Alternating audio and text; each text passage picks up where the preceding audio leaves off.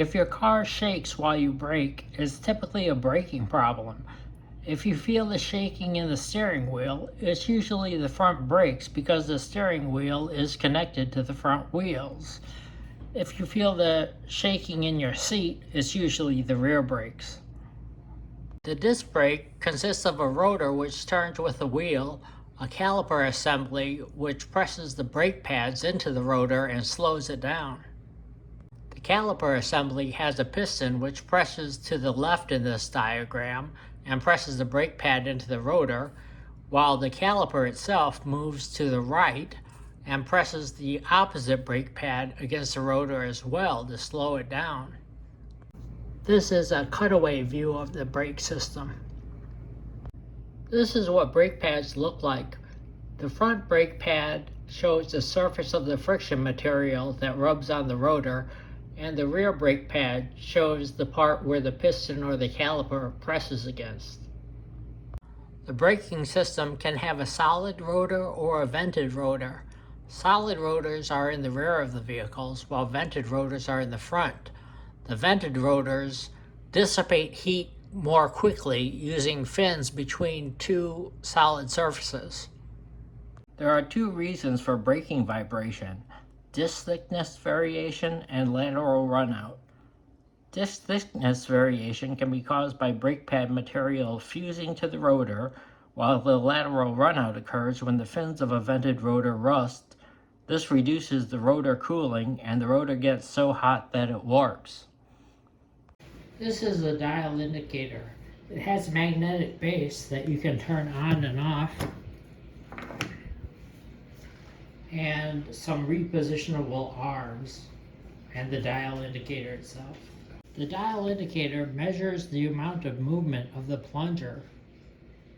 Each tick mark on the dial indicator indicates a movement of 0.001 inches, or 1/1000th of an inch.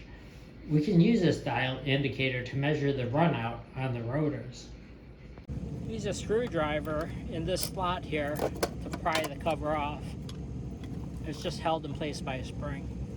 The lug nuts need a 19mm socket.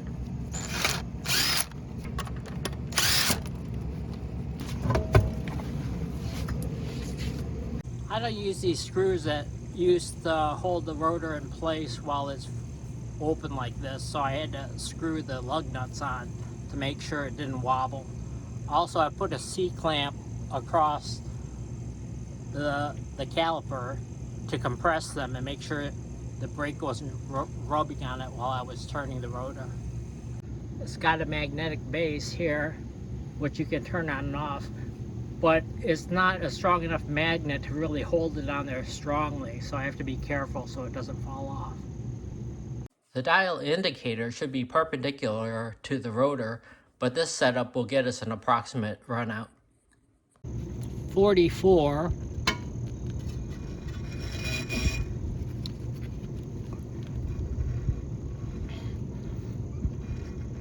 to 65.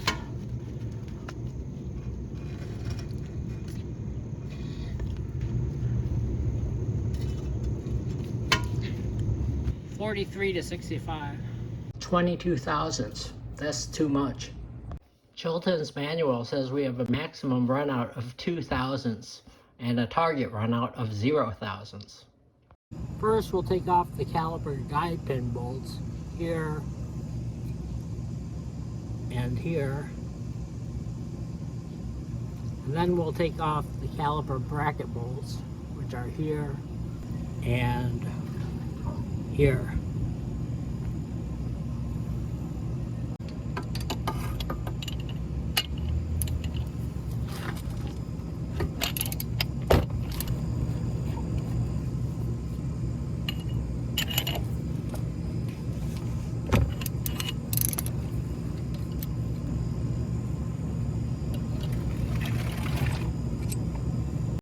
We'll set this caliper aside on a bucket so the hose, brake hose, does not get deformed.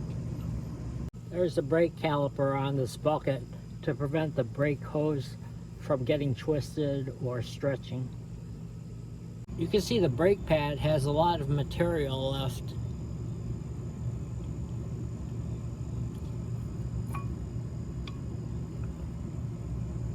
You can also see the brakes pads move freely in these slots. These guide pin bolts don't move freely, so we're going to take them out and re-grease them. The rubber boot just fits over a lip here in the casting. And we'll clean that off and re-grease it with a synthetic grease, not a petroleum-based grease, to make sure the rubber boot stays good. This rubber boot can come off the guide pin. It just slips over the end there. Also take note of these metal shims. This one has a little gripping side to it.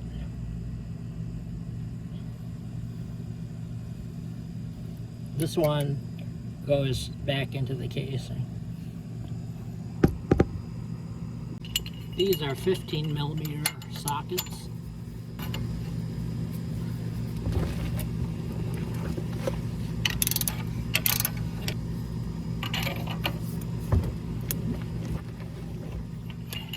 Need a bigger breaker bar.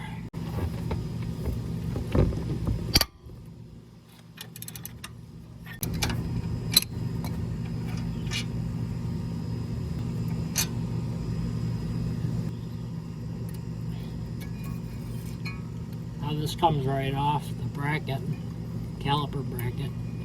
The spring here comes around on the inside, hooks into place.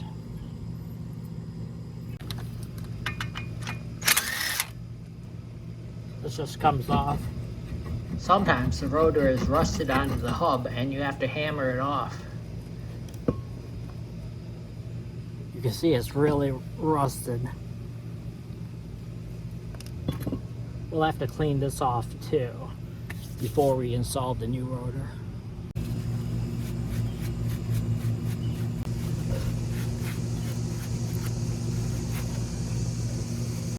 You want to clean up this piston of any debris before we push it back into the housing.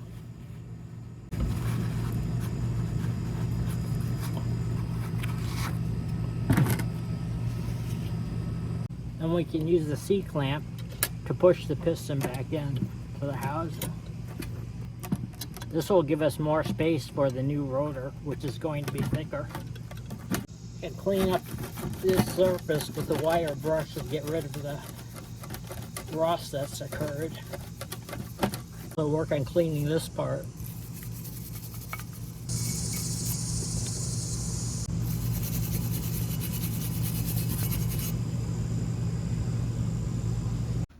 This rotor is so rusted that the fins to dissipate the heat between the plates are all rusted and probably not distributing the heat well enough to prevent the rotor from warping. This rotor is 0.975 inches. This is a micrometer. A brand new rotor is 0.989 inches. In other words, the old rotor is a long way from being worn out. I measure these brake pads around this area here, avoiding the shim. This picture shows how much brake pad wear you can have before you have to replace them. 0.509 inches on the passenger side. 0.533 on the passenger side as well. 0.529 inches on the driver's side. 0.461 for the driver's side as well. You can see some thickness variation in this one, with the other side being 0.528 inches. All of the brake pads show moderate wear. However, the driver's side brake pad number 2 shows uneven wear. This can be caused by a guide pin not moving freely. These are the old parts. These brake pad wires are corroded, so I want to replace them. These rubber sleeves, I think they might have been a bit swollen because when I tried to put them back in, they had a tendency to be pushed out from their position. These are a bit rusted.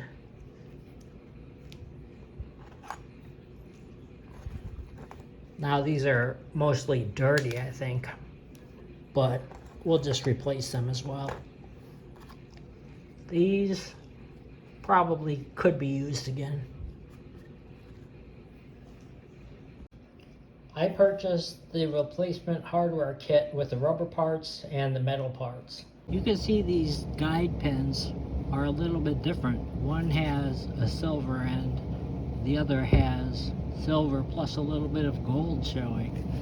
I believe the silver end is the end that is on top, and the gold end is the one that is on bottom. You can see that the sleeves that were on the guide pins have a different orientation for the grooves than the new parts that I received. The guide pin sleeves come off just by pulling them.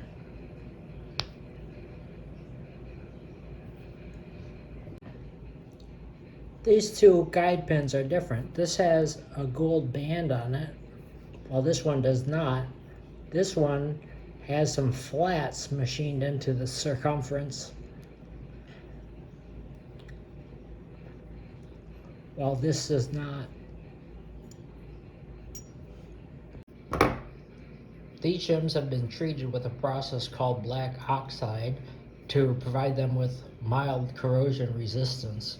You can get some Teflon coated wear shims as well, and that would be even better and would allow a lower coefficient of friction as well. These springs have a little bend in them that fits into the casting here. So we'll turn this upside down, and you'll see there's a little indentation for that bend.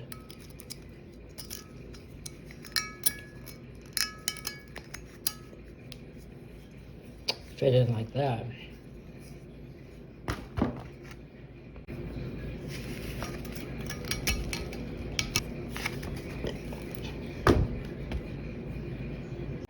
These shims have a large bend in them on this side, small bend on that side.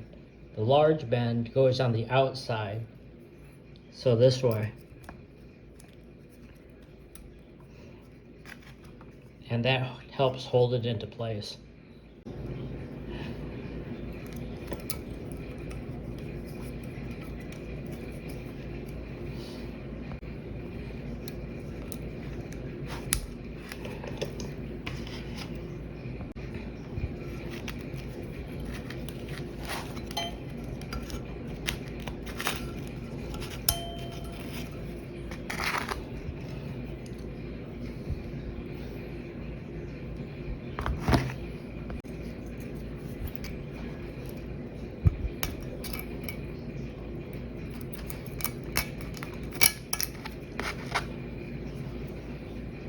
There are 3 locations on the wheel hub that we need to put anti-seize on. This is the anti-seize we'll be using.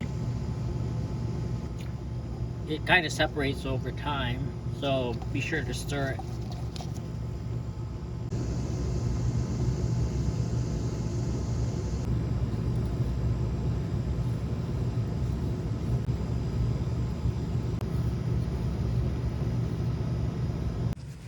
Then you want to clean your rotor with some brake clean. It has a mild film on here to prevent it from rusting.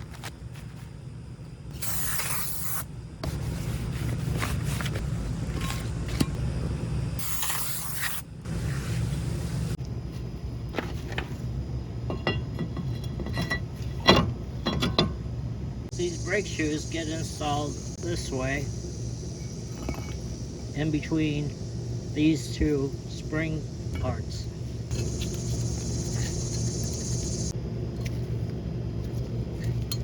Like that.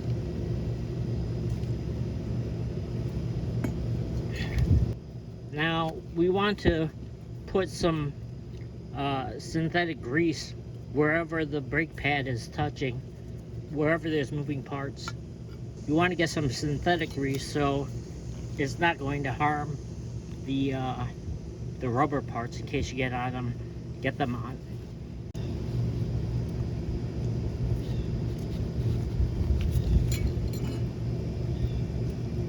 This looks like it's separated a little bit, so I'm going to mix it up just by squeezing the tube.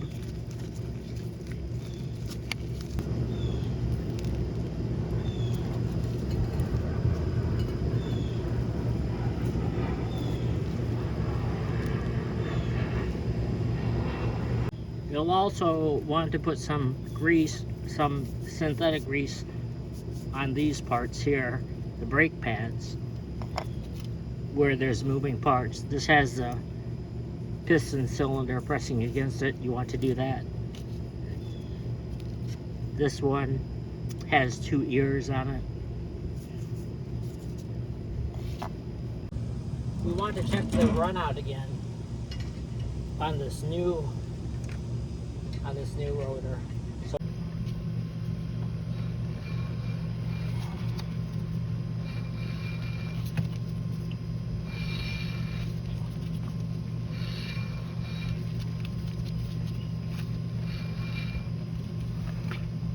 has about 2 thousandths runout.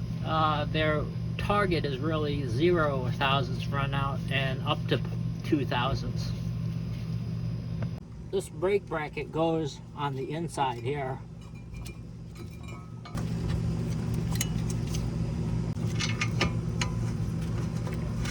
The torque spec on these caliper bracket bolts is 66 foot-pounds, but since we put anti-seize on it, we only need 75% of that value, or 49.5 foot-pounds. None of your clips fell off. I'm going to put a little bit of grease on the backside to help hold it in place.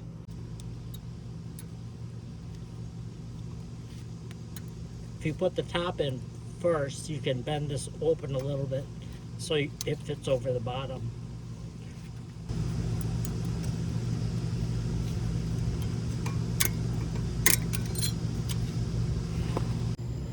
Don't forget to grease the pads.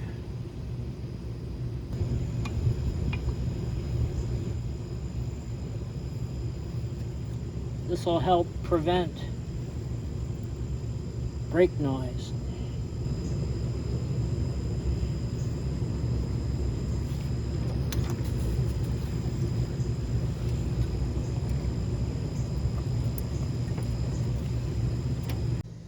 Now we want to put these rubber sleeves on these guide pins.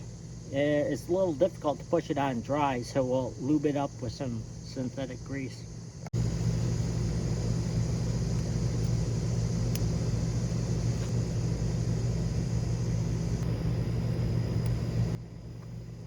It looks like they're a little shorter than the original ones. The original ones went the entire length of the smaller diameter. Next, we want to put these rubber boots on the guide pins. You can see there's a smaller diameter here, larger diameter on this side. The larger diameter goes here and here. The smaller diameter hooks up to the guide pin. Put a little grease on the inside of these to help keep all the dust and debris out.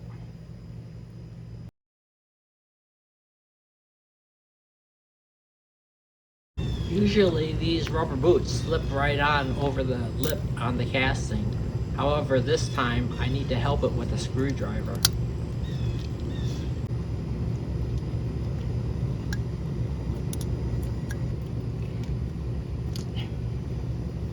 Looks good. Now we have to put these springs onto the brake pads and hold them together so they don't get pushed apart.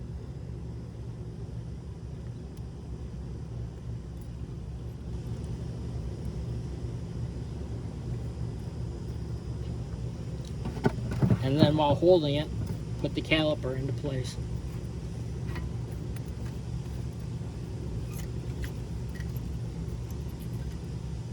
Put some anti-seize on these caliper bolts too, and They get tightened to 15 foot-pounds with anti-seize on them.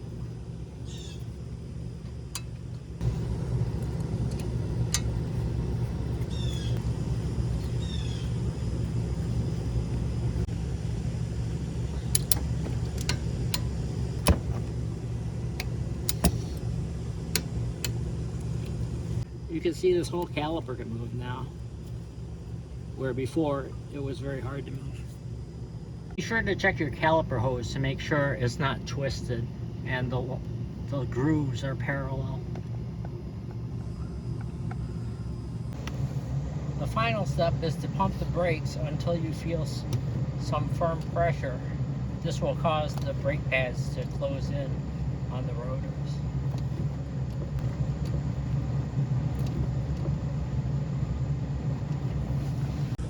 This is something different. Chilton's manual said tighten the lug nuts down to 98 foot-pounds and then check within 100 miles and retighten. I usually just over-tighten them, tighten them enough. You want to make sure to go in a star pattern. Otherwise you could warp the rotor. Cover just gets tapped into place. And you're done.